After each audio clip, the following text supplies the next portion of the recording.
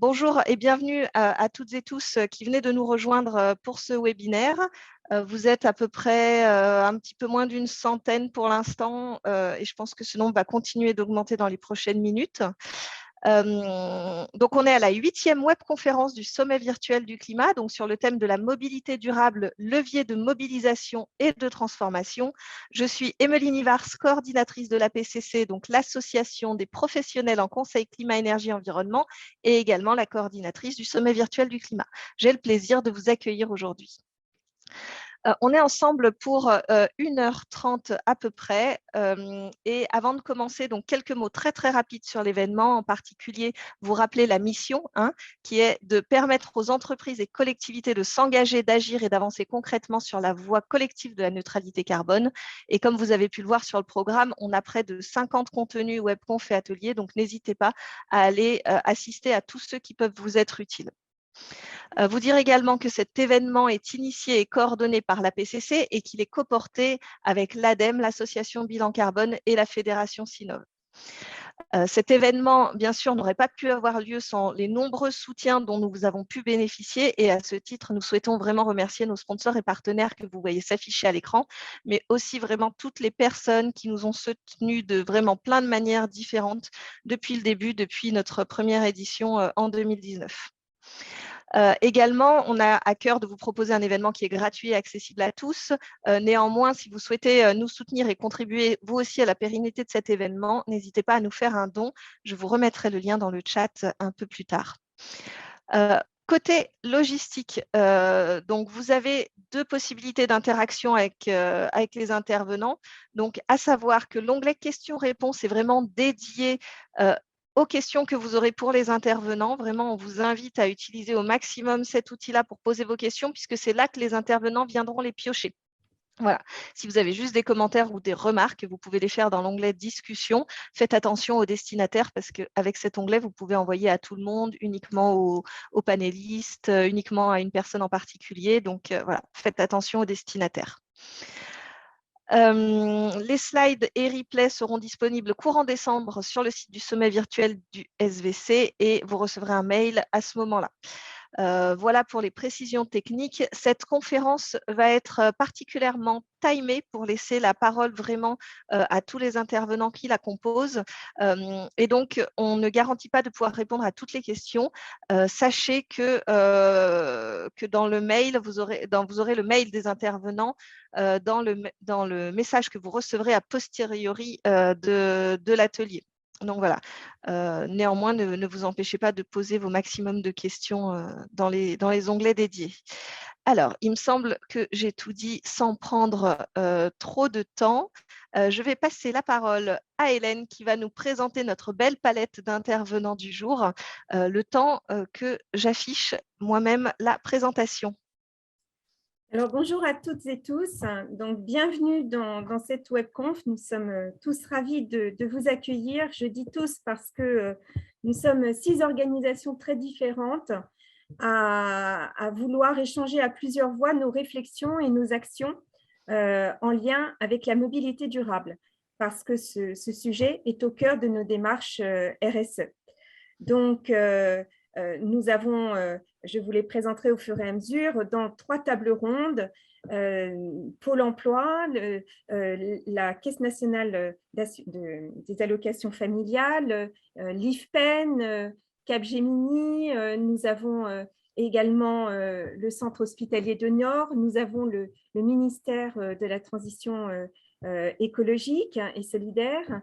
Voilà, donc nous avons un certain nombre d'intervenants qui allons donc vous rappeler pourquoi nous nous mobilisons sur ce sujet. Donc déjà, un petit rappel, le transport est l'un des postes les plus émissifs. En 2019, il représentait 31% des émissions françaises de gaz à effet de serre et donc à plus de 90% de CO2. Pour Pôle emploi, ce poste déplacement est le premier dans notre bilan carbone et pèse pour 45,8% des émissions que nous avons calculées en 2019, un petit peu moins en 2020 en raison de Covid.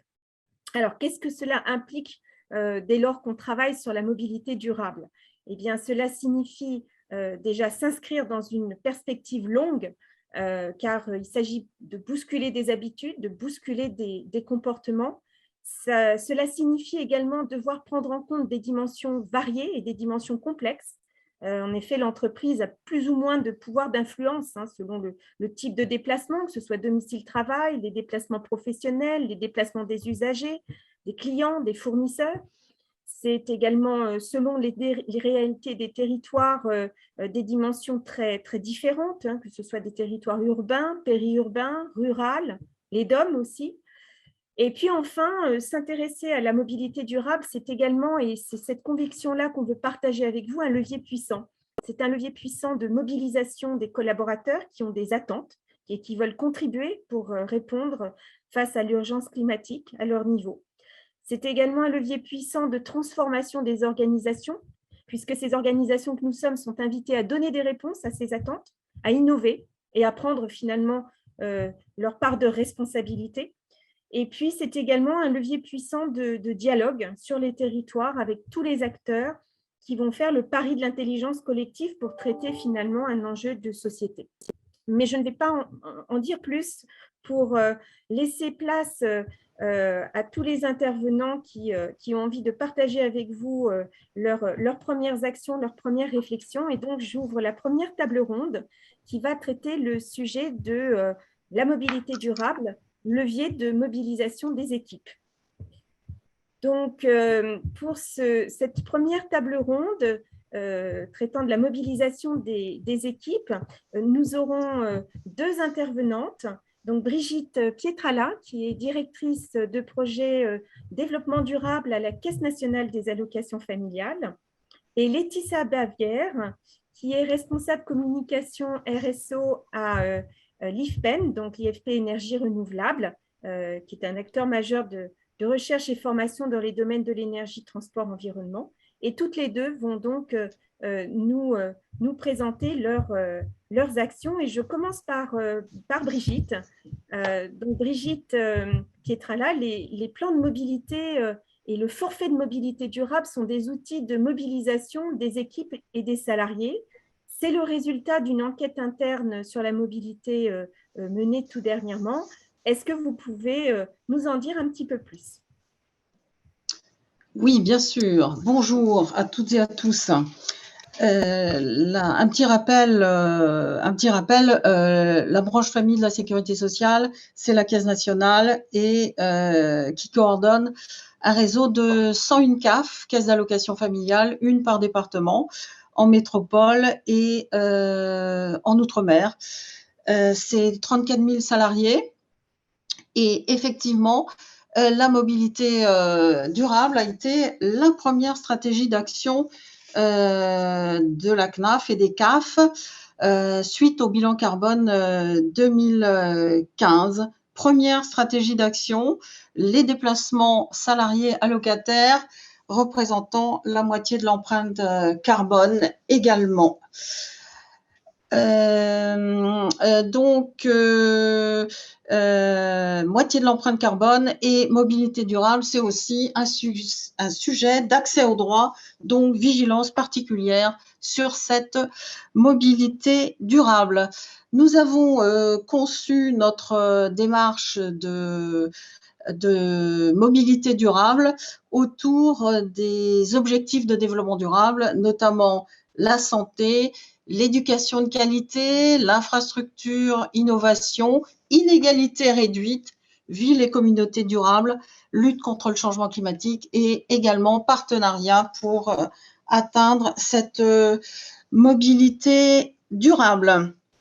Nous avons aussi pensé que ce que nous faisions en déplacement professionnel allait être transposable au niveau des salariés de domicile travail, puis au niveau des allocataires et des habitants dans les différents territoires par rapport à notre panel complètement national. Nous avons pensé notion d'exemplarité, d'expérimentation et aussi repérage des difficultés parce que ça fait partie d'une démarche importante d'accompagnement au changement de pratique et c'en est un très fort par rapport à la voiture qui est quand même, hélas, reine dans les modes de déplacement, notamment dans une majorité de territoires. Nous avons conçu différents programmes d'accompagnement aux mobilités durables au niveau des CAF et de la CNAF, avec des campagnes nationales annuelles de sensibilisation, Mets tes baskets pour la marche à pied, à vélo, pas seul dans ma voiture pour le covoiturage, pourquoi pas la voiture électrique. Et puis, on a relayé les événements mai et juin à vélo, les manifestations nationales en 2021. Beaucoup de guides et puis aussi des plans de mobilité repères pour être adaptés dans les territoires et un certain nombre d'études et d'esquisses sur où on en est. On a aussi un carnet de bord de la mobilité durable et les enquêtes que l'on a faites récemment concourent à alimenter ce carnet de bord de la mobilité durable. Alors, suivi des plans de mobilité. Le plan de mobilité, donc un par département pour les CAF, est une démarche de mobilisation des équipes. C'est absolument nécessaire de savoir où sont localisés les salariés. D'ailleurs, les localisations des autres entreprises et des bassins d'emploi en général coïncident, quelles que soient les organisations. Donc, plan de mobilité. Et vous voyez la montée en charge, 42% des CAF en 2018 avec la CNAF, 2019, 43%, en 2020, on était à 60%. Et les CAF sont très honnêtes, comme toutes les institutions. Donc, il y a des endroits où c'est très difficile. Et on voit que c'est la frange, notamment, qui va de quelque part un peu après Bordeaux jusqu'aux Hautes-Alpes, avec des territoires pour beaucoup ruraux, dont un certain nombre sont étendus. Donc, il y a une problématique de se déplacer là qu'il faut prendre en compte.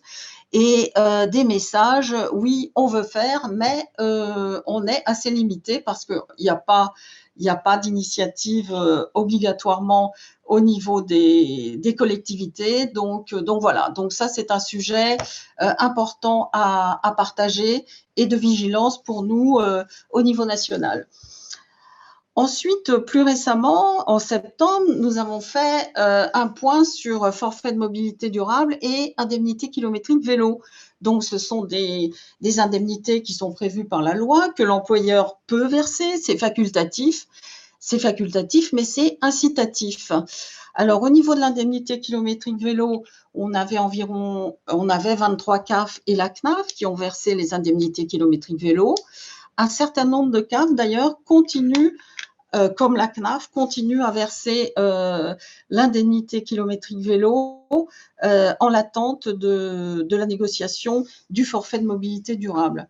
Le forfait de mobilité durable, c'est une autre formule d'indemnisation pour les alternatives à la voiture à titre individuel. Globalement, au niveau des allocations familiales, on a le covoiturage.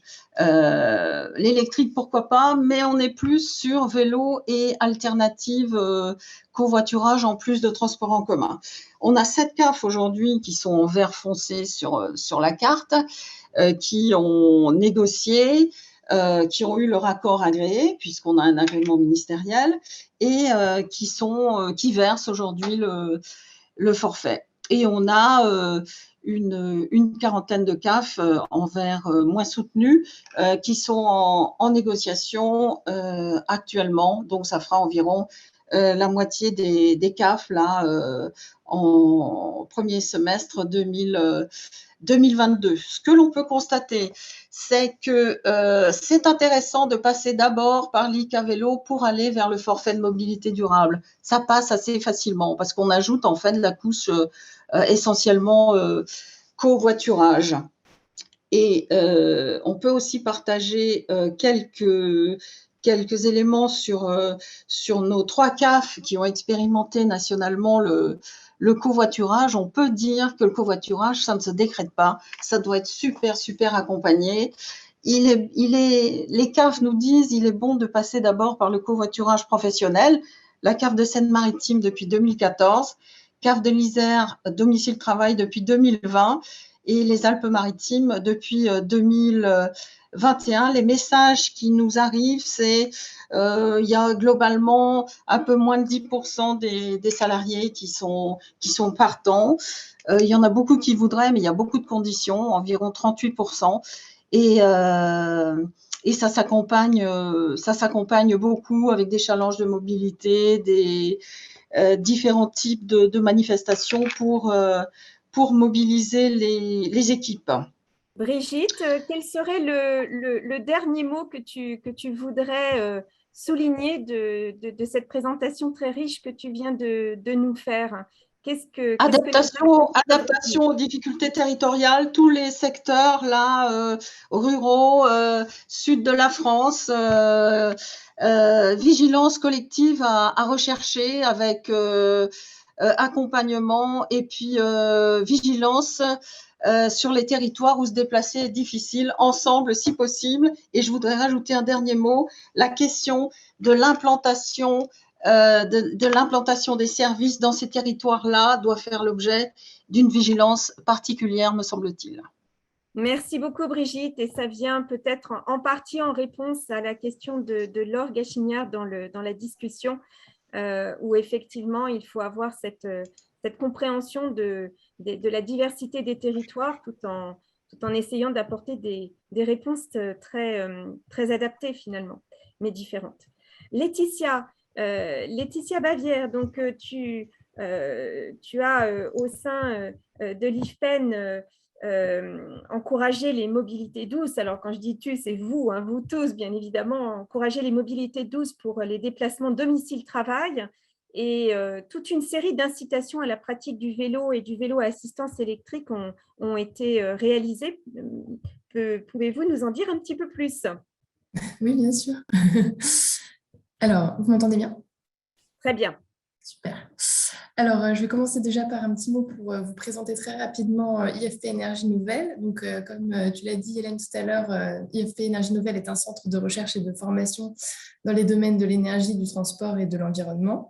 Et nous sommes environ 1600 salariés répartis à peu près équitablement sur 2 sites. Donc, l'un à Rueil-Malmaison près de Paris et l'autre à Solèze près de Lyon. Donc, la première mesure prise par IFPEN pour encourager l'usage du vélo pour les déplacements domicile-travail, c'est en fait l'organisation d'achats groupés et subventionnés de vélos qui sont destinés aux salariés. Alors, le principe, en fait, c'est que IFPEN propose, en partenariat avec un prestataire marchand de cycles, un catalogue d'une vingtaine de références de vélos et de VAE. Et donc, lors de l'achat du vélo, le salarié bénéficie d'une réduction de 20% qui est liée à l'achat groupé. Et en plus de cela, d'une participation financière d'IFPEN de 40% du prix, allant jusqu'à 400 € maximum. Donc, la première campagne a été organisée en 2014 sur le site de Rueil. Et donc, à Rueil, nous avons déjà 4 campagnes organisées. Et la dernière, en 2020, il y a eu 170 vélos commandés. Et donc, depuis 2019, on organise également ces campagnes sur le site de Lyon. Donc, la seconde a eu lieu en 2021 avec 27 vélos commandés. Donc, on alterne une année sur 2 maintenant sur les 2 sites.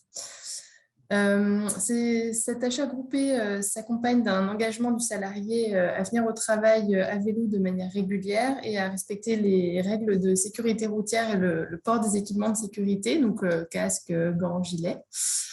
Et dans le cadre de l'achat groupé, il est également prévu une révision du vélo acheté au bout de 6 mois. Donc, voilà. Donc, ceux qui bénéficient de la participation IFPEN s'engagent également à faire des trajets de domicile-travail en nombre significatif. Et tout ça s'accompagne d'une communication sur le rappel des bonnes pratiques, le rappel des nécessités de s'équiper, donc gilet réfléchissant, casque, et également la nécessité de vérifier le bon état du vélo régulièrement, donc le gonflage des pneus, l'état des freins, etc. Donc, en plus de cette première mesure, je pense que c'est encore la slide précédente, on a la mise en place d'infrastructures dédiées. Pardon. Voilà, parfait. Afin de créer en fait des conditions favorables à l'usage du vélo pour les déplacements domicile-travail pour les salariés.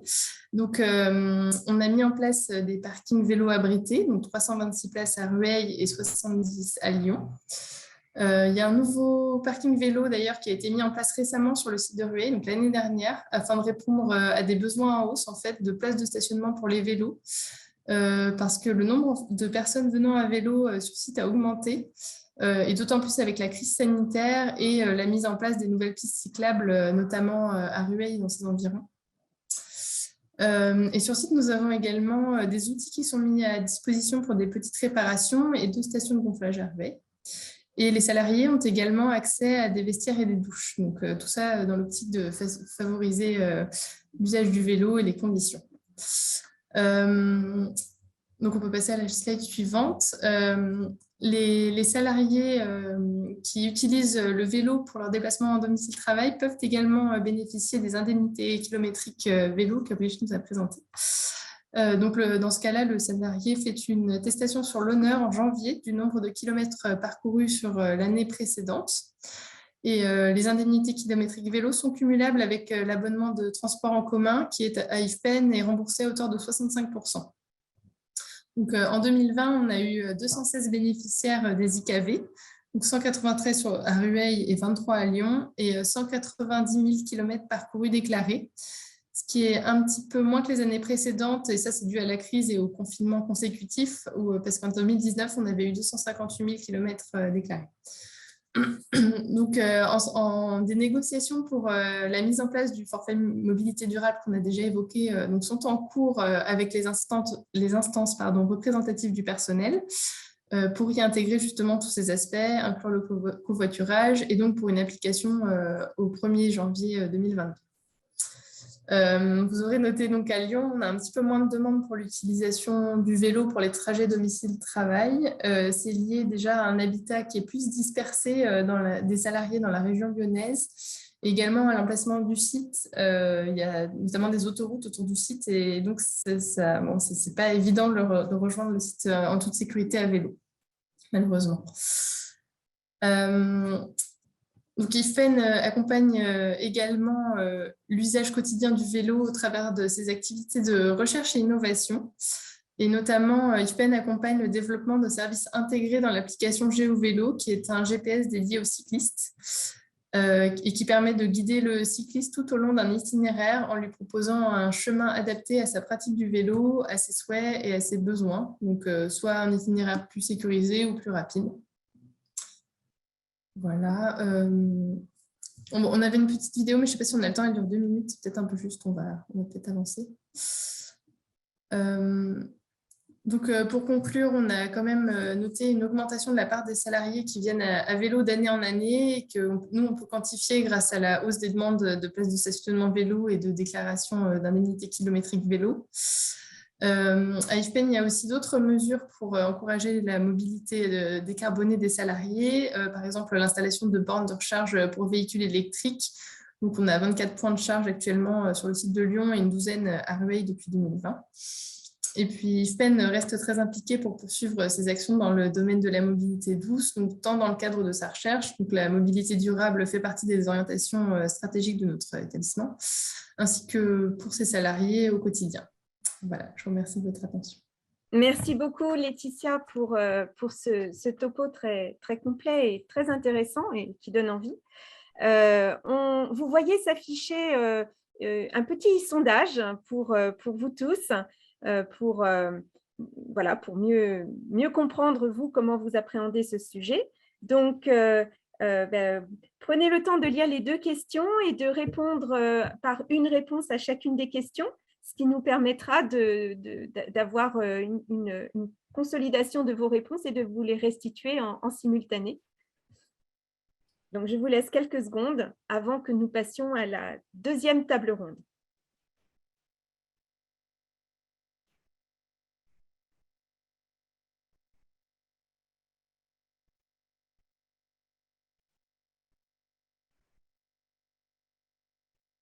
Donc, peut-être que c'est bon au niveau du sondage. Alors, ça bouge encore beaucoup. Sur les 140 personnes, il y a encore pas mal de réponses qui sont en train d'arriver. D'accord, pardon. Voilà, il y en a à peu près une centaine qui ont répondu et il y a une petite quarantaine en cours de réponses. Néanmoins, je pense qu'on peut présenter les intervenants suivants et Ok. comme ça laissera le temps aux personnes de finir de répondre tranquillement. Alors, on fait comme ça. Donc, je vous propose maintenant de rejoindre la table ronde numéro 2 pour la question de la transformation de l'organisation, en quoi la mobilité durable est un levier pour cette transformation de l'organisation. Et donc, j'appelle à mes côtés Alexandre Passe, qui est le directeur immobilier de Pôle emploi, Sandrine Cormier, qui est chef de projet RSE Pôle emploi, donc à mes côtés à la direction générale, et Sandrine Delahondès, qui est située au ministère de la Transition écologique, au Commissariat général au développement durable. Et Sandrine est adjointe au chef de département transformation pour les objectifs de développement durable. Donc, tous les trois, si vous voulez bien, allumer vos caméras pour qu'on puisse donc démarrer cette table ronde. Et on va commencer par Alexandre. Pour qui finalement diminuer. Voilà, je vous laisse prendre connaissance des réponses. Alors, Alexandre, pour diminuer l'empreinte carbone de ses collaborateurs et puis également l'empreinte carbone des usagers qui accèdent à ces services, Pôle emploi structure son action autour de 3 leviers essentiels: atténuer, éviter, équiper. 3 leviers que tu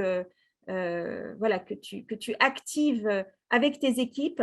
Peux-tu nous en dire plus, s'il te plaît, Alexandre? La parole est à toi. Je te remercie bien naturellement. Je vais vous en dire plus. Bonjour Hélène, bonjour à tous. Oui, alors juste un petit préalable sur Pôle emploi. Pôle emploi, c'est 55 000 agents salariés et c'est plus de 900 de points de délivrance de services, plus de 900 agences et 150 bâtiments de bureaux. Donc, ça fait plus de 1000 sites qui sont potentiellement autant de points de convergence des déplacements des salariés et des usagers de Pôle emploi. Alors, tu le disais, Hélène, le premier levier, me semble-t-il, pour diminuer l'empreinte carbone, c'est d'éviter la réalisation d'une partie de ces déplacements. Pour ce faire, il y a plusieurs vecteurs. Le premier vecteur, c'est la dématérialisation de l'offre de services de Pôle emploi, donc plutôt à destination des demandeurs d'emploi, et donc notamment la faculté de réaliser des entretiens entre demandeurs d'emploi et conseillers de Pôle emploi en visioconférence, donc sans que le demandeur d'emploi ne se déplace, ce qui permet donc d'éviter son déplacement. De la même façon, un second levier, c'est d'éviter le déplacement des salariés de Pôle emploi par eux-mêmes. Et pour ce faire, le développement de la téléconférence ou de la visio entre salariés de Pôle emploi est également un levier, en tout cas, pour diminuer les déplacements liés à des réunions de courte durée. C'est un facteur qui fonctionne. Un autre facteur pour éviter les déplacements, ou du moins pour en atténuer leur nombre, c'est le développement, on en a parlé rapidement, du télétravail, qui permet évidemment de réduire les déplacements domicile-travail. Alors, à Pôle emploi, le télétravail était une réalité avant le Covid, puisque en 2019, près de 30% déjà des collaborateurs de Pôle emploi télétravaillaient 1 ou 2 jours par semaine. Mais suite au Covid, et c'est une bonne nouvelle pour le bilan carbone, un nouvel accord télétravail a été signé qui étend les possibilités de télétravail pour les agents de Pôle emploi, jusqu'à 3 jours par semaine pour les fonctions support, jusqu'à 2 jours pour les agents qui sont en présence du public. Et donc, ce sont autant de déplacements potentiels domicile-travail qui sont évités.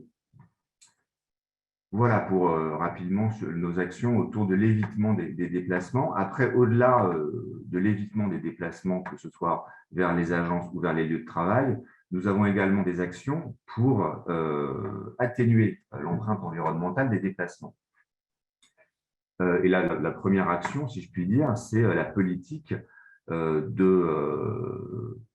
la politique interne de déplacement de Pôle emploi. Pôle emploi, comme toutes les organisations, a une politique interne de déplacement. Celle de Pôle emploi a été actualisée et revue début 2021, notamment pour intégrer les pratiques de mobilité durable et pour atténuer les impacts des déplacements qui ne peuvent être évités.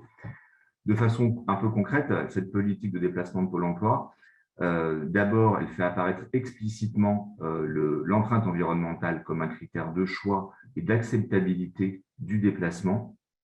Et puis, donc, concrètement, un agent pourrait se voir refuser son déplacement par son manager si le critère environnemental n'était pas atteint, ou en tout cas, ça ouvrirait une discussion entre lui et son manager.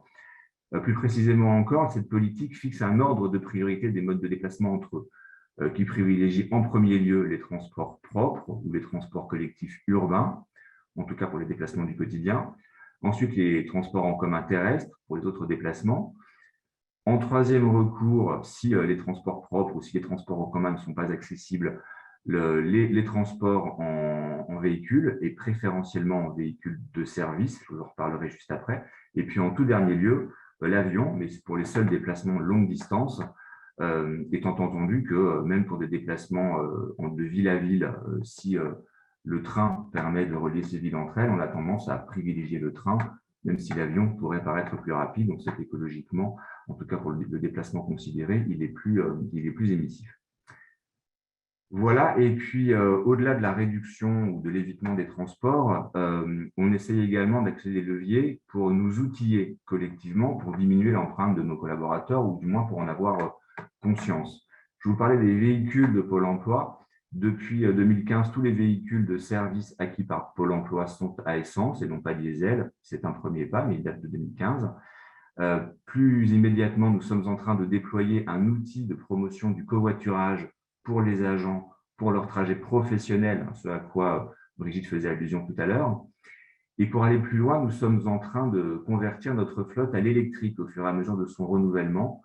C'est-à-dire que pour deux véhicules renouvelés, Pôle emploi doit s'engager à en convertir un à l'électrique. C'est une obligation qui pèse sur Pôle emploi comme sur l'ensemble des opérateurs publics. Pôle emploi ira un peu plus loin puisque sur la période 2021-2022, ce n'est pas 50% des véhicules qui seront renouvelés au fur et à mesure de leur renouvellement, c'est 56% qui passeront à l'électrique. Les véhicules électriques, c'est une chose, leur alimentation, c'en est une autre pour que les agents puissent effectivement les utiliser. On en a parlé déjà un peu, mais Pôle emploi va déployer sur une partie significative de son parc des bornes de recharge que les véhicules de service pourront utiliser, qui seront également ouverts aux agents pour leurs véhicules électriques personnels, ou du moins pour ceux qui en ont un. Et puis pour promouvoir des mobilités un peu plus douces, Pôle emploi s'est assuré que l'ensemble de ces sites disposaient bien d'emplacements ou d'abris sécurisés pour les vélos, et nous développerons ces abris ou ces emplacements sécurisés sur les lieux où il apparaîtrait qu'ils ne sont pas en nombre suffisant. Et pour boucler la boucle, ces stationnements vélos, comme d'ailleurs les bornes de recharge des véhicules électriques, elles seront également ouvertes quand c'est possible aux demandeurs d'emploi. Donc elles sont au bénéfice des agents, mais également des demandeurs d'emploi quand l'accès pourra être facilement réalisé sur les différents sites en fonction de leur configuration. Voilà Hélène, ce que je pouvais vous dire sur ce sujet. Alors, merci beaucoup Alexandre pour tous ces éléments que tu nous as apportés. Et je propose maintenant à Sandrine de poursuivre toujours avec le témoignage et l'illustration de ce que fait Pôle emploi. Sandrine, tu as une conviction, renforcer la transversalité et intégrer la problématique des déplacements dans les objectifs de gouvernance, c'est pour toi deux ingrédients, pour toi et pour moi aussi d'ailleurs, deux ingrédients qui permettent de faire de la mobilité durable un véritable projet d'établissement. Est-ce que tu peux nous expliciter cela un petit peu plus? Merci. Ok, donc bonjour à toutes et à tous. En effet, cela nous semble important de travailler sur cette transversalité entre les services, nécessité d'évaluer ce que nous mettons en place également pour pouvoir être dans la redevabilité de ce que peut faire la responsabilité sociale et environnementale d'un établissement, et puis engagement à tous les niveaux, y compris au sein de la gouvernance. Donc, si je reprends parmi ces trois éléments la transversalité entre les services, je vais vous donner quelques exemples de transversalité que nous mettons en place au sein de Pôle emploi. Tout d'abord, par exemple, avec la direction des achats et des affaires financières, nous avons défini donc un objectif de contribution à la responsabilité sociétale, et la direction des affaires financières a mis en place un plan de transformation sur la base d'un référentiel Et nous travaillons étroitement avec eux sur la base de ce référentiel et notamment avec la direction de l'immobilier et des contrats nationaux. Alexandre vient d'évoquer un certain nombre de sujets sur ce point.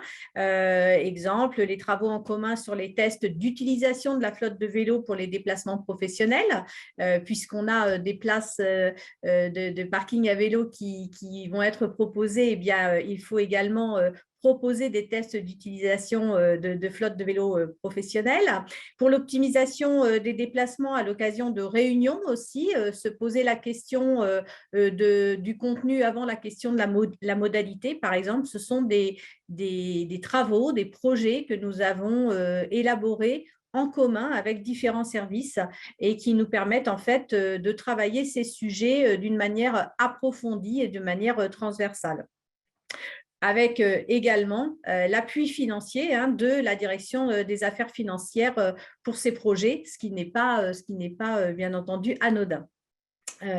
Un autre exemple de transversalité avec les ressources humaines, par exemple, concernant l'accord télétravail. On vient de voir à travers le sondage que le télétravail était promu comme quelque chose d'important par rapport à la mobilité et nous sommes tout à fait d'accord là-dessus.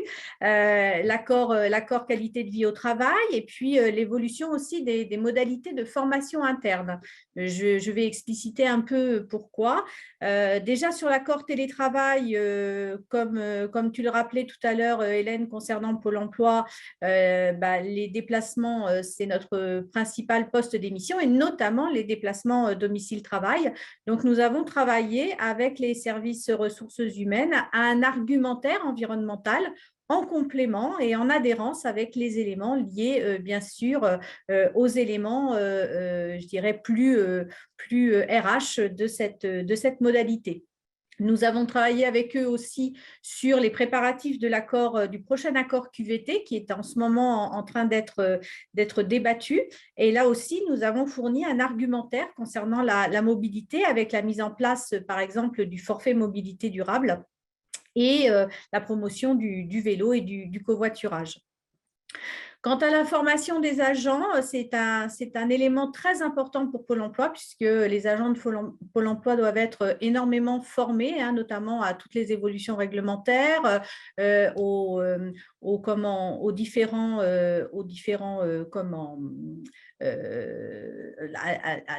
diversité de l'offre de services, je dirais, que Pôle emploi peut proposer, soit lui-même, soit via ses partenaires. Donc, nous avons beaucoup travaillé aussi à la dématérialisation des contenus de formation. Il faut savoir qu'en 2021, on a compté là pour l'instant de janvier à septembre, nous avons dématérialisé 25% des heures de formation des agents de Pôle emploi, ce qui est quand même assez important en comparaison. À fin 2020, nous en avions 17%, nous n'en avions que 8% en 2019. On voit bien que la crise sanitaire est passée par là, mais en tout cas, c'est quelque chose d'important et notamment sur ce que l'on appelle, nous, les formations socles, c'est-à-dire les formations obligatoires pour les agents de Pôle emploi, où parmi ces 25% globales, 68% sont des formations socles. Concernant notre université du management également, pour nos managers, en 2021, nous avons fait 198 sessions avec tout ou partie en présentiel et presque 600 sessions complètement à distance. Donc, on voit là encore que nous mettons vraiment un fort travail et beaucoup de poids sur cette transversalité entre les services pour travailler avec nos collègues RH. Et également aussi sur la mise en place de classes à distance, c'est-à-dire la possibilité en fait de faire des classes directement via Teams avec aujourd'hui 3 régions test sur ces sujets. On a beaucoup d'espoir notamment sur ce plan parce que c'est une mesure d'impact de réduction de nos déplacements qui est significative.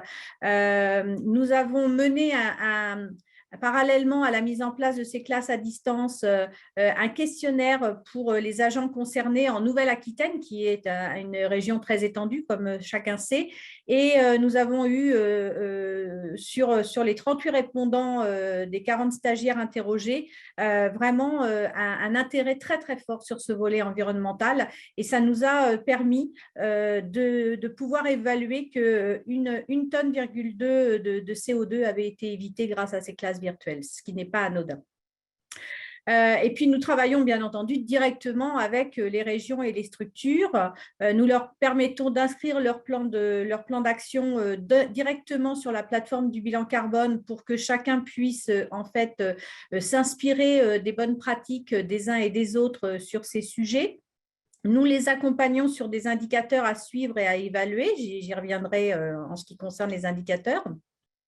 Nous valorisons aussi leurs projets lors d'événements comme la semaine du développement durable, la semaine européenne de réduction des déchets, la semaine bien entendu de la mobilité. Nous mettons en place des trophées. Nous essayons de valoriser au maximum la place des régions dans notre politique. Et puis, nous avons mis en place ce qu'on appelle une équipe cœur, le terme est joli, qui est composée en fait de collègues volontaires de région pour activer avec nous le sujet de la mobilité, mobiliser, démultiplier les actions, les bonnes pratiques pour que ce ne soit pas uniquement vécu comme quelque chose de descendant du national vers les régions, mais que ce soit bien quelque chose de co-construit et qu'il y ait une réelle coopération autour de ce sujet. L'autre point, au-delà de la transversalité, c'est le renforcement des process et l'évaluation dans un souci de redevabilité. Donc, il est nécessaire de renforcer les outils pour bien situer en fait le poids de la mobilité parmi les autres items émissifs. Donc, nous avons mis en place un contrôle interne de l'activité du bilan carbone avec la contribution de 8 régions tests, à la fois en métropole et dans les territoires ultramarins, et de 4 services nationaux pour mettre en place en fait ce qu'on appelle une revue de moyens de maîtrise qui va aller détailler en fait un certain nombre de risques et travailler sur la sécurisation, bien entendu, de ce process pour une meilleure mise en œuvre à l'avenir. Et nous avons mis aussi en place, vous en avez entendu parler dans le cadre de ce sommet virtuel pour le climat, une évaluation ACT avec le soutien financier de l'ADEME, puisque cette méthode nous permet de mesurer en fait le degré d'alignement de notre entreprise par rapport aux objectifs de l'accord de Paris, et de construire ou d'ajuster notre trajectoire bas carbone. Donc là encore, voilà, non seulement de la transversalité, mais aussi se faire challenger par des organismes extérieurs pour être dans cette évaluation de ce que l'on fait et quels résultats cela peut produire et comment nous pouvons nous améliorer en termes de perspectives à moyen et à plus long terme par rapport aux accords de Paris. Le troisième et dernier point, c'est tout ce qui concerne l'engagement et la gouvernance. Donc là, nous avons mis en place, comme je le disais tout à l'heure, un indicateur sur les déplacements professionnels. Et cet indicateur, il compte dans la prime de performance de nos directeurs régionaux sur la base de 2 items avec détermination d'une cible régionale de réduction annuelle. Donc, nous réalisons un suivi dans les dialogues de performance avec les directeurs régionaux, au même titre que pour les indicateurs dits métiers, car c'est un indicateur stratégique qui porte à la fois sur les déplacements en avion, ce qu'on appelle court courrier, c'est-à-dire à l'intérieur de la métropole, donc les déplacements relativement courts dont parlait Alexandre tout à l'heure, et puis la réduction des déplacements en voiture personnelle au profit notamment soit des transports en commun, des modes doux bien entendu, et des voitures de service. Enfin, nous avons mis en place ce que l'on appelle un marqueur carbone qui est testé en ce moment sur un panel significatif de services, là encore, en interne et en externe, en utilisant des focus group et des questionnaires qui permettent en fait de voir les effets sur les collaborateurs et sur les acteurs en général de notre organisation, des projets que nous mettons en place et nous aider en fait à zoomer à travers ce marqueur carbone sur la mobilité durable. Donc, ce dispositif de suivi de la transformation, il porte sur 2 enjeux. Partager l'avancement du déploiement du projet stratégique à la maille agence ou région pour qu'il soit bien compris et mettre en place un dispositif de suivi de cet avancement-là. Et puis, mesurer l'atteinte des bénéfices recherchés par le projet stratégique en proposant un dispositif de mesure de cette transformation, c'est-à-dire ne pas se contenter de mettre la mobilité durable dans le projet stratégique, mais en mesurer les effets réels et utiles pour l'agent dans l'organisation dans laquelle il travaille. Donc, ce suivi de la transformation, elle vient en complémentarité des dispositifs de suivi du déploiement des projets et du suivi de la performance. Voilà. Merci donc beaucoup. en résumé. Merci beaucoup, Sandrine. On est impatient de savoir la suite sur le marqueur carbone et peut-être aurons-nous l'occasion de nous exprimer là-dessus lors d'une autre table ronde. En tout cas, merci beaucoup, Sandrine, pour ton exposé. J'espère qu'il aura bien illustré ce que fait Pôle emploi. Mais au-delà de Pôle emploi, dans la sphère publique, voilà, il y a tous les services publics et éco-responsables. Alors, je me tourne maintenant vers notre autre Sandrine, donc Sandrine de la Hondesse, qui fait partie du Commissariat général au développement durable au sein du ministère de la Transition écologique. Alors, Sandrine, les services publics éco-responsables sont une opportunité pour installer une dynamique de transformation publique à l'échelle de l'État, pour incarner l'écologie au quotidien et puis, in fine, pour donner de la visibilité à la mobilité durable. Donc, est-ce que tu peux nous détailler un petit peu tout ce qui est fait à ton niveau pour nous inviter tous à nous lancer sur cette mobilité durable? Oui, bien sûr. Merci Hélène et bonjour à tous. En effet, donc, le Commissariat général au développement durable anime et coordonne le dispositif des services publics éco-responsables à un niveau interministériel. Donc, le service public éco-responsable, c'est en fait la démarche de l'État pour assurer en interne la transition écologique de ce fonctionnement et de ses métiers. Donc là, aujourd'hui, je ne parlerai pas des politiques publiques mises en œuvre par l'État. Donc, cette écologie du quotidien est à l'échelle de l'État. Donc, elle concerne 11 pôles ministériels, tous les services déconcentrés, toutes les implantations dans chacune des 18 régions, chacun des près de 700 établissements publics et opérateurs de l'État, dont Pôle emploi et ceux qui interviennent aujourd'hui. Et on parle en fait quand on parle de l'État à ce niveau-là, on parle de 2,4 millions d'agents et de 200 000 sites, etc. Donc, c'est une dynamique de transformation peut-être plus indirecte que celle qui vous a été présentée jusqu'ici et qui a nécessairement besoin d'une impulsion au plus haut niveau de l'État. Donc, c'est un conseil de défense écologique qui l'a décidé avec une circulaire en février 2020. Aujourd'hui, nous avons toujours un portage au plus haut niveau par les ministres et la secrétaire générale du gouvernement au niveau de l'administration. Alors concrètement, un service public éco-responsable va s'appuyer sur un socle de 20 mesures très concrètes et opérationnelles que vous voyez sur cette infographie et qui sont des mesures un minimum qui s'appliquent à l'ensemble des administrations et des établissements publics. Donc la mobilité durable, on voit sur la diapositive suivante, est au centre de ces 20 engagements. Puisqu'elle concerne, il y a un engagement qui concerne l'évitement de la mobilité, comme le disait précédemment Alexandre, 3 engagements qui visent la mobilité quotidienne des agents, leur trajet domicile-travail, en encourageant le vélo et le covoiturage. Alors, il y a le forfait mobilité durable, on en a parlé. Il y a aussi le fait d'avoir un stationnement vélo dans tous les parkings de l'État, et on imagine qu'au niveau des centaines de milliers de sites, il y en a un certain nombre. 3 autres engagements visent les autres engagements visent la mobilité professionnelle, avec notamment un meilleur usage et un verdissement des flottes de véhicules automobiles de l'État. Enfin, une dernière vise l'interdiction des trajets aériens lorsqu'une alternative au train est praticable. Alors, ce sont il y a des choses que l'on peut retrouver, des mesures qu'on peut retrouver sous une autre forme, souvent montées dans la récente loi climat et résilience, qui donc bien entendu, la service public éco-responsable applique à la fois ces engagements que prend l'État pour lui-même et les obligations réglementaires. En dehors de ces mesures très concrètes et quelque part ce sont davantage un plan d'action, la direction des achats de l'État organise également le déploiement de plans de mobilité à l'échelle des administrations. Alors, donc ce sont des actions, vous comprendrez, ce n'est pas au CGDD que nous les réalisons de façon directe.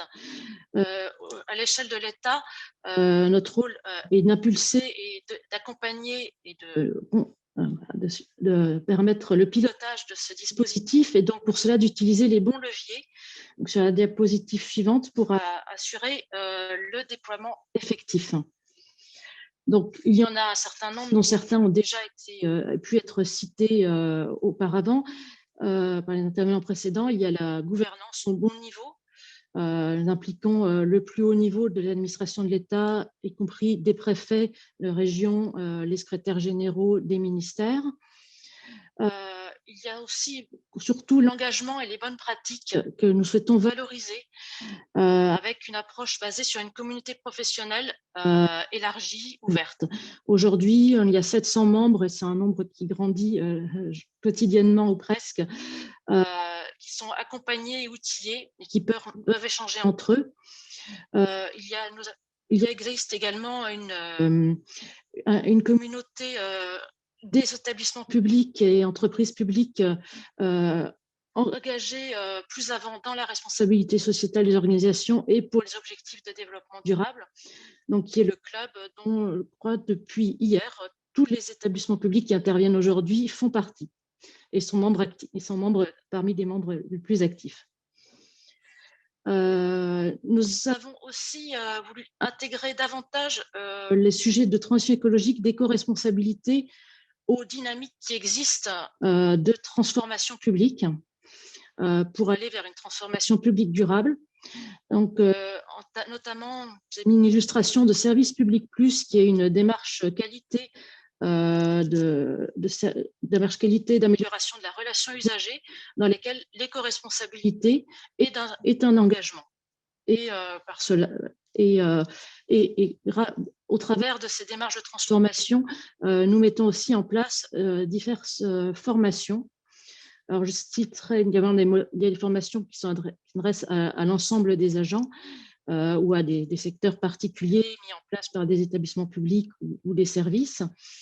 Nous avons également, depuis cette année, le tronc commun de la formation de tous les futurs cadre supérieur de la fonction publique de l'État qui intègre un module sur la transition écologique et notamment sur l'éco-responsabilité des organisations avec une séquence sur la mobilité durable des agents.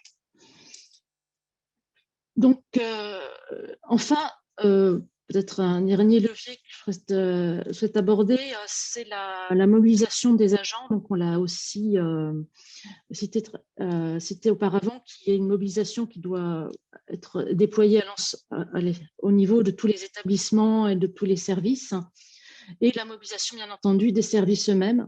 Donc, hier, nous avons réuni le jury d'un appel à initiative sur la transition écologique des services publics qui permettra que des projets de services soient accompagnés de façon dans l'année prochaine. Alors, peut-être pour conclure, parce que je pense que le proche du temps limite, je reviendrai peut-être sur les enjeux qui donnent un peu ce sens aussi, tout son sens à la démarche, et aussi la motivation aux agents et à nos correspondants, services publics et co-responsables qui déploient le dispositif. Bien entendu, les enjeux climatiques, mais à niveau de l'État, ça va mieux en le disant, mais les services publics aussi se doivent de prendre leur part en premier chef aux efforts d'adaptation qui sont demandés à tous pour la transition écologique du pays et transition bas carbone. Donc, appliquer à nous-mêmes nos politiques publiques en allant plus loin, c'est quelque chose d'assez évident, mais qui demande un effort aussi au service public.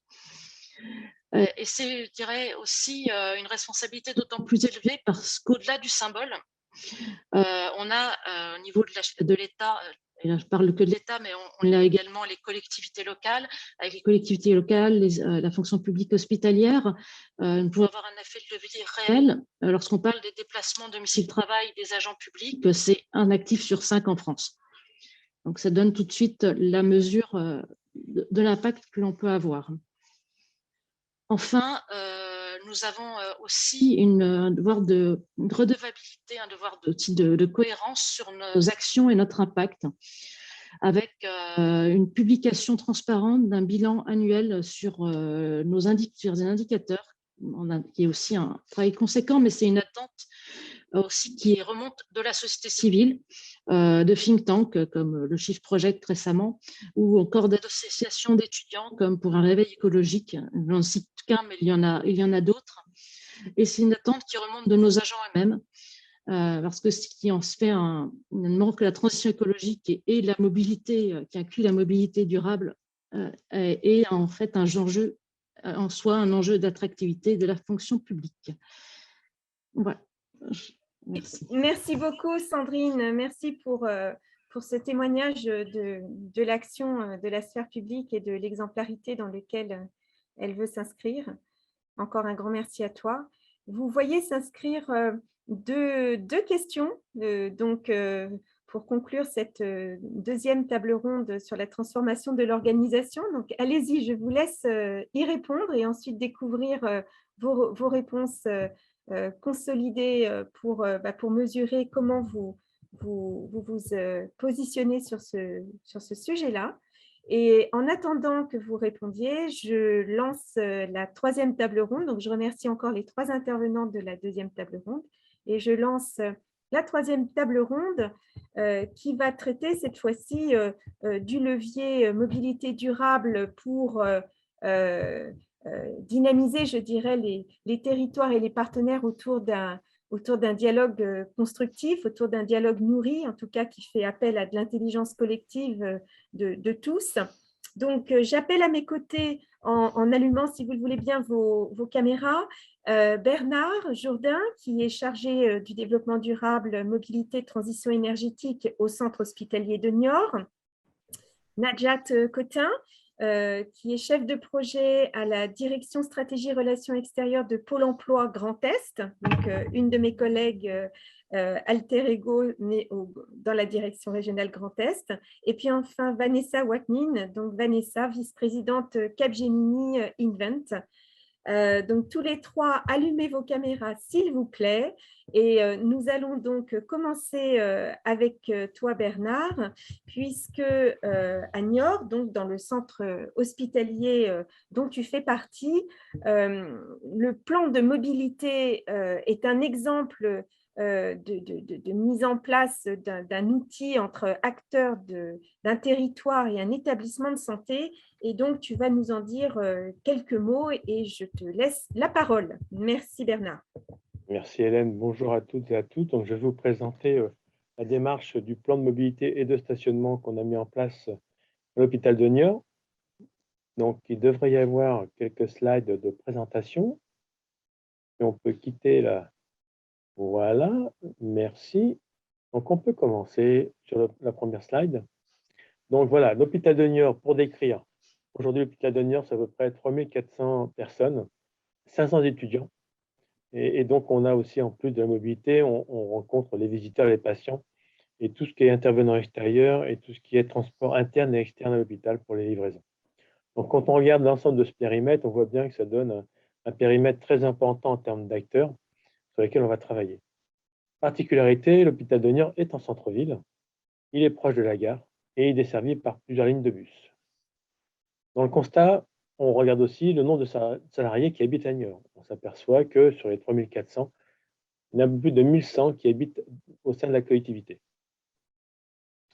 Une particularité, on a des périodes de pointe sur les stationnements entre 13h et 14h30 qui est la période de changement de service dans les équipes au niveau des soins, ce qui fait que pendant 1 heure, on a un chevauchement de deux personnes qui viennent se remplacer, donc ça pose une saturation au niveau des parkings.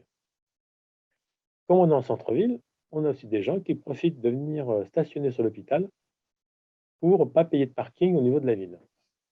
Et on a aussi quelques salariés extérieurs au CH qui habitent, qui travaillent dans le centre-ville, qui peuvent être à la mairie, qui peuvent être à la préfecture ou à la poste, et qui venaient stationner sur le site de l'hôpital et qui prenaient toutes les places pour les patients. Donc là aussi, on a regardé tout ça et on avait construit un hôpital plutôt pour les piétons, plutôt pour les voitures et pas pour les piétons. Donc on est en train de regarder comment on peut modifier tout ça. Aujourd'hui, sur l'hôpital de Niort, il y a à peu près 2000 places de stationnement. On ne peut pas agrandir. On est en centre-ville, on ne pourra pas agrandir le nombre de parkings. Donc voilà, ça pose beaucoup de questions. Voilà le constat. On passe à la diapo suivante. Donc, dans la méthode, on a travaillé sur un plan de mobilité et de stationnement. On a souhaité étudier les deux. Pas que la mobilité, pas que le stationnement. On a regardé l'ensemble du périmètre. Donc, voilà la méthode et les étapes. Première étape, on se fait accompagner par un prestataire spécialisé, extérieur, avec qui on va définir la méthode, la méthodologie et le périmètre de l'étude. Ça, c'est important et on le fait avec le directeur. Phase 2, on va lancer le diagnostic. C'est-à-dire qu'on va mobiliser la direction générale, on va l'acculturer à ce que peut être le stationnement et la mobilité pour un centre hospitalier, on va analyser l'ensemble des entrées, les fréquences, le nombre de voitures qui rentrent, le taux de stationnement dans chaque parking. On va vraiment regarder en détail ce qui se passe sur l'hôpital. Et on va lancer une enquête auprès des salariés et des visiteurs sur les modes de déplacement. Pour les salariés, c'est facile, en interne, on lance le questionnement et on envoie le questionnaire aux salariés qui ont tant de jours pour répondre. Pour les visiteurs, on se pose dans le hall d'attente de l'hôpital et là, tous les gens qui passent, on les questionne sur comment ils sont venus et avec quels moyens de mobilité. Une fois qu'on a tout ça, une fois qu'on a tous ces éléments, on va construire un plan d'action pour améliorer le stationnement dans l'hôpital. C'est présenté à la direction, c'est validé, on le présente indifféremment dans tous les services. Et on va réaliser un tableau de bord de suivi et d'évaluation. Je vous ai mis sur la droite des deux enquêtes 2015-2020. On voit qu'il y a des évolutions en termes de mobilité. Il y a beaucoup de gens qui prennent un peu plus le vélo. Vous voyez, on a doublé la part vélo. Il y a un peu moins de personnes qui viennent en voiture. Et on a aussi beaucoup moins de personnes qui prennent des transports en commun. Pourquoi? Parce que dans l'hôpital de Niort, les transports ne sont pas adaptés au service qu'on a. C'est-à-dire que vous pouvez prendre le bus pour embaucher à 15 h, mais vous n'avez pas de bus à 21 h pour débaucher. On passe à la suivante.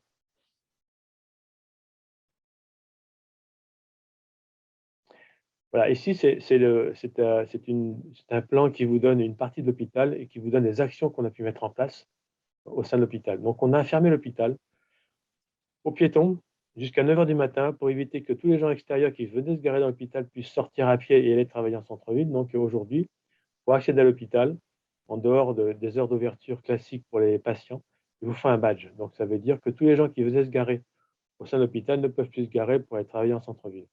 Et on a donné des zones de stationnement séparées entre les zones des patients et les zones pour les salariés. Et on a mis des barrières un peu partout pour modifier la circulation dans l'hôpital. On passe à la suivante. Donc aujourd'hui, on a fait contact avec l'agglomération qui a la compétence transport. Notre établissement verse chaque année 1 million d'euros par an de versement transport. Donc on estimait que pour 1 million d'euros, on pouvait quand même avoir des services adaptés à l'hôpital. Aujourd'hui, on s'aperçoit encore que les horaires de bus ne sont pas adaptés. Difficulté pour un salarié d'embaucher avec à 6 h ou de partir à 21 h. Depuis que les bus sont gratuits, la collectivité a aussi baissé le nombre de lignes.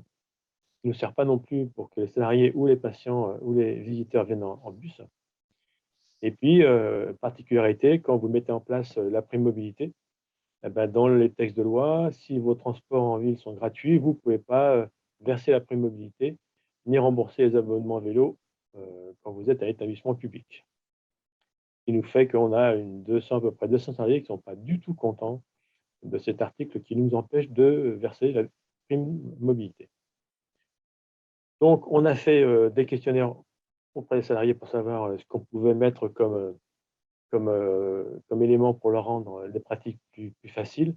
Donc aujourd'hui, on a développé cette tâche vélo, on installe beaucoup d'abris vélos sécurisés, une dizaine sont en construction actuellement, et on installe des bornes de recharge pour les véhicules et les vélos électriques. Suivante. Donc en conclusion, on a beau être en contact avec l'agglomération qui a la compétence transport, si vous n'avez pas une autorité organisatrice qui veut vous faciliter la démarche, ben, ça freine un peu le développement de votre transport en commun dans votre entreprise ou dans votre établissement public. Donc, il faut vraiment arriver à rentrer en relation forte avec votre agglomération ou votre collectivité de manière à développer les transports pour votre entreprise. Et puis, ben, n'oubliez pas non plus qu'il faut rentrer en contact avec la collectivité qui gère les pistes cyclables, parce que s'il n'y a pas de piste cyclable pour venir à l'hôpital, ça pose beaucoup de soucis pour sécuriser les accès à l'hôpital. Voilà en quelques minutes la présentation, Hélène. Merci beaucoup Bernard pour ce retour d'expérience et pour ton honnêteté, ta transparence sur tous ces éléments. En tout cas, c'est vraiment intéressant de voir ce que vous avez vécu et comment vous avez travaillé avec ce contexte. Encore merci Bernard. Et je passe maintenant la parole à Najat. Donc Najat, tu es située en Grand Est. Pôle emploi Grand Est et les autorités organisatrices de la mobilité, ben là, tu vas nous illustrer une coopération efficace et suivie dans la mise en œuvre des plans de mobilité. Donc, je te laisse la parole, Najat, et jette un œil sur ta montre pour bien maîtriser ton temps de parole. Merci beaucoup par avance, Najat. C'est parti. Merci, Hélène. Donc, oui, Pôle emploi et les AOM, oui, une coopération efficace et oui, suivi dans la mise en œuvre des plans de mobilité. Alors, je ne vais pas rentrer dans le détail du contexte parce qu'il a été évoqué à plusieurs reprises depuis le début de ces conférences. Mais c'est vrai qu'en ce qui nous concerne, nous, depuis 2019, du coup, voilà, merci. Du coup, depuis 2019, eh bien, la nécessaire réduction des émissions liées au déplacement des collaborateurs de Pôle emploi est un vrai enjeu pour laquelle, donc, du coup, nous avons décidé de mettre en place les plans de mobilité au sein de nos territoires. En ce qui concerne le Grand Est, eh bien, nous les avons déposés donc, auprès des autorités organisatrices de la mobilité en décembre 2019. On peut passer à la diapositive suivante. Et pour répondre à une question qui était dans le fil de discussion, qu'est-ce qu'un plan de mobilité, hein, pour ceux qui ne le savaient pas? Donc, c'est vraiment un ensemble de mesures qui visent à optimiser et augmenter l'efficacité des déplacements des salariés d'une entreprise, des usagers également. Il ne concerne que les trajets domicile-travail, le transport de marchandises et les déplacements professionnels. Notre objectif, diminuer les émissions polluantes, réduire le trafic routier, favoriser l'usage des modes de transport alternatifs à la voiture. Voilà, c'est ce qu'on évoque depuis un petit moment maintenant. On peut passer à la diapositive suivante. Voilà. Donc, c'est vrai que c'est très bien résumé dans cette loi LOM. Hein. On veut des transports du quotidien à la fois plus faciles, moins coûteux et plus propres. Et nous, dans nos plans de mobilité que nous avons donc déposés, nous avions 6 défis que nous avons, ils sont sur la diapositive suivante, que nous avons donc du coup tenté de relever avec l'appui des autorités organisatrices de la mobilité. Encourager l'usage des modes alternatifs à la voiture, les transports doux, on a parlé longuement du télétravail tout à l'heure, améliorer la sécurité aussi des déplacements, domicile, travail et professionnel, rationaliser tous ces coûts et bien évidemment améliorer la qualité de travail. C'était c'est toujours d'ailleurs nos défis au travers des plans de mobilité que l'on mène. Et pour ce faire, ce que nous avons décidé, en Grand Est, donc, nous avons 4 implantations qui sont concernées par les plans de mobilité. Nous avons, puisqu'en fait, ce sont des implantations sur lesquelles il y a plus de 100 salariés. J'essaye de faire des petites précisions pour les les auditeurs qui n'auraient pas toutes ces informations, nous avons décidé de travailler donc de manière très resserrée avec les AOM qui apparaîtront sur la diapositive suivante.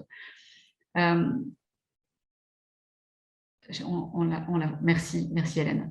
Bien évidemment, ce sont les acteurs publics qui sont compétents pour l'organisation de la mobilité sur leur territoire et ayant du coup des implantations concernées par les plans de mobilité à Reims, à Nancy et à Strasbourg, eh bien, nous avons rencontré en fait la communauté urbaine du Grand Reims, nous avons rencontré la métropole du Grand Nancy, ainsi que l'Eurométropole de Strasbourg, AOM au sein desquels il y a à chaque fois des responsables de la cellule mobilité et des directions qui sont donc en charge de nous accompagner, entre autres, dans cette démarche. Alors, on a essayé d'innover en Grand Est et on a effectivement réalisé ce qu'on appelle des sessions lab, donc d'intelligence collective, où l'idée, c'était en fait de faire venir les salariés des implantations concernées. Donc, en fait, on en a réalisé 3.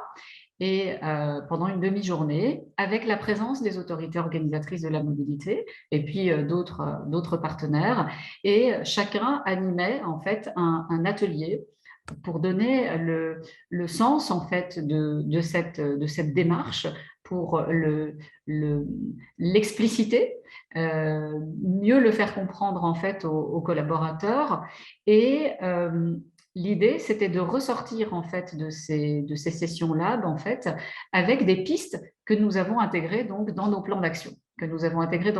Puisqu'en fait, quand on dépose un plan de mobilité, pour reprendre notre exemple fin 2019, eh bien, l'idée, les textes, ce qui est prévu, c'est bien évidemment de déposer de manière annuelle des plans d'action dans laquelle vous allez retrouver tout ce qui a été mis en œuvre pour favoriser cette réduction de notre empreinte carbone.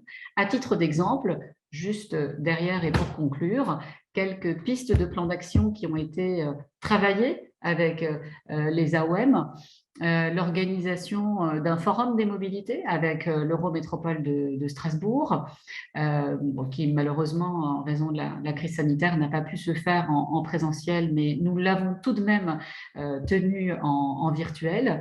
La participation au challenge au boulot à vélo, également plusieurs demi-journées avec des associations qui sont intervenues en fait sur les implantations avec des animations autour de l'entretien du vélo. Une des autres missions, d'ailleurs, des autorités organisatrices de la mobilité, c'est aussi de nous accompagner dans nos équipements. Et nous avons des arceaux vélos, par exemple, qui ont été installés sur un site strasbourgeois pour lequel nous n'en avions pas suffisamment. Donc, en fait, j'ai fait partie de cette équipe cœur qu'évoquait Sandrine tout à l'heure, et c'est vrai que mon conseil aux collègues et aux structures qui souhaitent effectivement s'engager dans cette démarche, un des premiers conseils, c'est vraiment celui-là, c'est de se rapprocher de ces professionnels, de ces spécialistes qui sont donc au sein des autorités organisatrices de la mobilité, parce qu'ils ont cette vision, cette visibilité, des bonnes pratiques qui sont réalisées, mises en œuvre par les uns et par les autres sur les implantations, et qui sont donc du coup très inspirants et qui peuvent nous venir en appui pour nous accompagner dans cette démarche. Je crois qu'il y a un autre extrait sur la diapositive suivante. J'ai vu également dans le chat quelqu'un qui évoquait ce point. Effectivement, proposer aux agents de venir en vélo, de changer leur mode de transport, forcément nécessite de notre part une réflexion autour des équipements, que ce soit des douches, des vestiaires, du matériel, d'un lieu où on peut réparer son vélo. Et ça aussi, ce sont des pistes et des plans des actions qui ont été donc du coup réfléchis, partagés avec les AOM et avec les agents des implantations concernées, puisque comme le disait une collègue tout à l'heure, on n'a pas les mêmes problématiques d'une implantation à l'autre, et donc du coup réussir à les concrétiser et ensuite à les partager de manière à ce que, même si l'on n'est pas sur une implantation concernée par un plan de mobilité, on puisse également s'en inspirer et mettre en place toutes ces modalités. Voilà, je crois que c'était la dernière diapositive, oui. Hélène. Et j'espère avoir tenu le timing. Merci beaucoup. Merci Nadjat, merci pour ces illustrations sur ton territoire avec les AOM et avec vos spécificités. Et je me tourne maintenant vers Vanessa. Donc Vanessa, tu es notre dernière intervenante. Donc tu vas conclure cette table ronde et puis également cette conférence en nous présentant cette fois-ci Mon compte mobilité. Donc c'est un outil pour créer des synergies dans les territoires entre les entreprises et les collectivités autour de la mobilité durable. Donc, ça ne pouvait être que toi qui pouvais conclure ce moment d'échange sur la mobilité durable. Je te cède la parole. Merci beaucoup Hélène et bonjour à tous. Je vais effectivement vous parler de ce projet Mon compte mobilité en commençant peut-être par détailler la nature de ce projet puisque en fait sur la base de cette idée de Mon compte mobilité, donc Capgemini Invent et la Fabrique des mobilités ont répondu à un appel à programme du ministère de la Transition écologique et donc nous avons gagné avec cette idée finalement de réussir à créer un compte de mobilité citoyen qui permettrait en fait de fluidifier la mobilité durable sur les territoires, à la fois avec les entreprises et à la fois avec les collectivités, qui sont donc des acteurs qui contribuent finalement à encourager la mobilité durable sur les territoires. Alors, je propose qu'on passe peut-être directement, Hélène, alors pas la page d'après, encore après, et même encore après. Voilà, donc parfait, c'est parfait, merci. Donc effectivement, ce projet, il est sur 3 ans, il va du coup aboutir fin 2022 avec 3 phases au sein de ce projet. Une première phase de cadrage qui nous a permis de mieux comprendre les attentes des citoyens, des collectivités et des entreprises par rapport à la mobilité durable. Une phase d'expérimentation qu'on prépare activement, et puis une phase de test, de run, qui va nous permettre finalement de définir les conditions de généralisation de ce compte mobilité. Alors, à quoi il sert? En fait, il va permettre de fluidifier les échanges entre ceux qui financent la mobilité durable sur les territoires, donc les AOM et les entreprises au travers du forfait mobilité durable, les collectivités et les AOM au travers différentes aides qui existent sur les territoires, comme par exemple l'aide à l'achat d'un vélo électrique, le remboursement par exemple des passes transport pour les enfants d'un certain âge. Et donc ces aides, finalement, c'est le premier incitatif, c'est le premier levier du point de vue des citoyens pour faire en sorte qu'ils diversifient leur usage des modes de transport et qu'ils essayent de limiter l'usage de la voiture individuelle. Donc, ce que va faire Mon compte mobilité, c'est qu'en fait, il va permettre aux citoyens de se créer un compte. Le citoyen va être reconnu comme à la fois le salarié d'une entreprise et l'habitant d'une collectivité. Et au travers de cette reconnaissance-là, il va pouvoir visualiser l'ensemble des aides à la mobilité durable qui sont disponibles dans son cas.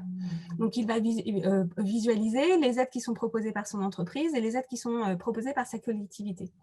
Et dans le même temps, en fait, cet outil MOB est connecté à la fois donc, aux plateformes de mobilité, donc aux MAS et aux entreprises de mobilité, et à la fois du coup aux services de gestion des entreprises et des collectivités, de manière à ce que le citoyen, quand il veut bénéficier d'une aide, il en fait la demande dans MOB. Cette demande est traitée, aboutie en fait dans les services de gestion de manière automatisée pour qu'elle soit attribuée. Et puis du coup, le citoyen peut directement l'utiliser dans les plateformes de mobilité. Donc, vraiment, l'idée au travers de cet outil, c'est d'avoir au sein d'un outil unique à la fois le processus de gestion de l'aide à la mobilité durable et en même temps la facilitation de son utilisation au sein des plateformes de mobilité pour avoir directement accès à l'offre de mobilité. Alors, on est encore dans une démarche, comme je le disais, d'expérimentation. Donc, à ce stade, en fait, on a deux collectivités qui sont partenaires de l'expérimentation. La première, c'est l'Île-de-France, donc avec Île-de-France Mobilité. La deuxième, c'est Mulhouse, Alsace Agglomération.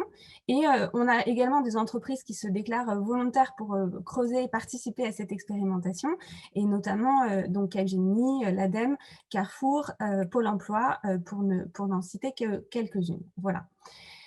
Peut-être justement pour vous donner des éléments de calendrier sur la page d'après. On est, comme je le disais aujourd'hui, dans une phase active de préparation de l'expérimentation avec pour objectif, d'ici juin 2022, d'avoir lancé cette plateforme sur 2 territoires pilotes et de manière à pouvoir fédérer, on va dire, un nombre d'utilisateurs citoyens entre 20 000 et 100 000 utilisateurs. Voilà. Donc, c'est notre objectif sur cette phase-là. Et effectivement, cette expérimentation va nous permettre d'engranger du retour d'expérience pour pouvoir mener une réflexion avec le ministère de la Transition écologique sur la généralisation qui doit être faite de cette plateforme. Alors, si on passe sur la page d'après, voilà, donc en termes de résultats attendus, concrètement, ce qu'on va vouloir démontrer, c'est en premier lieu, et vous en avez tous parlé dans cette intervention, c'est la capacité à fédérer les acteurs du territoire autour de la création d'un bien commun sur la mobilité. Parce que finalement, quand on parle de mobilité, encore plus de mobilité durable, on parle d'un bien commun. Donc l'idée, c'est de réussir à fédérer des acteurs publics et des acteurs privés autour du développement de cette mobilité durable. C'est aussi pour les citoyens de voir si le fait de mieux mettre en visibilité les offres d'incitatifs et les offres de mobilité durable sont des leviers pour changer les comportements et changer les usages. Donc, on va vraiment regarder finalement le report modal qui va pouvoir être effectué au travers de mon compte mobilité. Et puis enfin, on va aussi fortement utiliser les retours d'expérience des collectivités et des entreprises de manière à voir si l'outil est opérant pour être généralisé. Voilà, j'espère qu'en termes de timing, je suis toujours dans les temps. C'est parfait Vanessa, merci beaucoup et c'était également très très clair, tout en respectant le timing, donc bravo. Ce que je vous propose pour conclure, et encore un grand merci à nos 3 intervenants pour cette dernière table ronde, c'est de se livrer au petit exercice de questions. Donc, une petite question n'a pas bien fonctionné pour l'issue de la table ronde numéro 2 sur levier de transformation des organisations. Donc, on vous propose de relancer cette question. Voilà, vous la voyez s'afficher. Et dans la foulée, vous aurez également 2 petites questions sur, en lien avec cette 3e table ronde sur territoire et partenariat. Donc, je vous laisse le temps de prendre connaissance de ces 3 questions. Et pour moi, c'est le moment de remercier encore tous les intervenants pour ce webinaire. J'espère que cela vous aura intéressé. J'espère que nous avons été suffisamment réactifs dans les questions-réponses voilà, pour aller un peu plus loin dans vos interrogations. Nous sommes à votre disposition. Je crois que vous pourrez disposer de nos mails aux uns et aux autres si vous avez des questions supplémentaires. Et bien évidemment, tout cela sera en replay et également à disposition concernant les slides qui vous ont été projetés. Donc voilà, donc je vous remercie infiniment. Donc peut-être pouvons-nous passer aux 2 autres questions pour l'organisateur SVC. Voilà. Oui, alors là, je partage normalement les résultats de la question 2 de la table ronde 2. Donc, on voit les managers de proximité qui sont en premier, mais pas loin derrière, talonnés par les RH à 42%. Et je lance la suivante.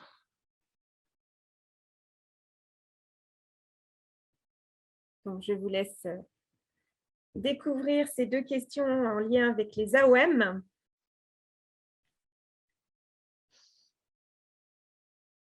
Et découvrir vos réponses, qui sont, je pense, intéressantes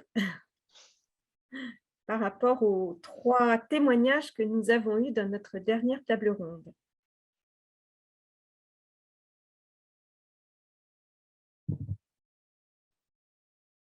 Donc, merci aux 119 participants qui sont restés avec nous du début jusqu'à la fin.